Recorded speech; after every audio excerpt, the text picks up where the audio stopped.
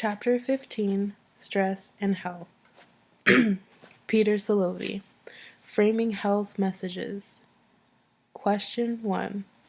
Explain what framing is and how Peter Salovey has exploited its power in his research on health-protecting behaviors. Question 2.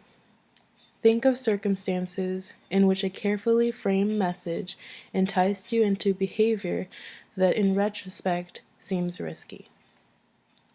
Shelley E. Taylor, Positive Illusions, How Ordinary People Become Extraordinary. Question 3. What is Shelley Taylor's evidence for the psychological benefits of positive illusions in people dealing with stressful life problems?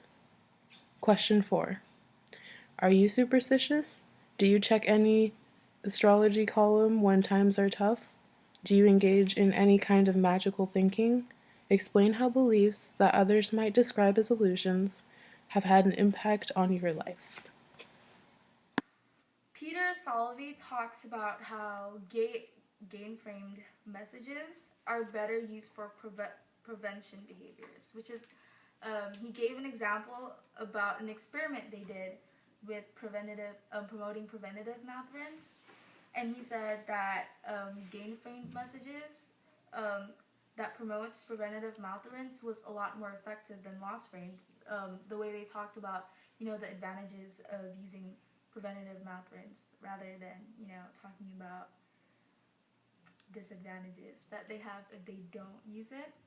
And loss framed is better used with illness detecting behaviors, which is like the experiment they said on promoting the PAP test, which is a cancer detecting test. And they said that it worked better when they talked about all the risks that could happen if they didn't take the PAP test, rather than talking about advantages that they would get on taking that PAP test. Framing is the way you word or present a message, and this plays a really big part in effectiveness of advertisements or commercials. This article or essay talks about gain-framed and loss-framed messages. And gain-framed messages usually goes on the positive side. Like it talks about the lives that are saved, or the diseases that are cured because of doing something. And loss-framed usually talks about the negatives of it, like lives lost, or how these kinds of diseases won't be cured if you don't do something, or and loss framed messages usually works best on illness detecting behaviors, which is like an example would be like mammography. Sorry, how do you say mammography? The evidence that people hold are self-aggrandizing, self-perspection, the illusion of control, and also unrealistic optimize about the future.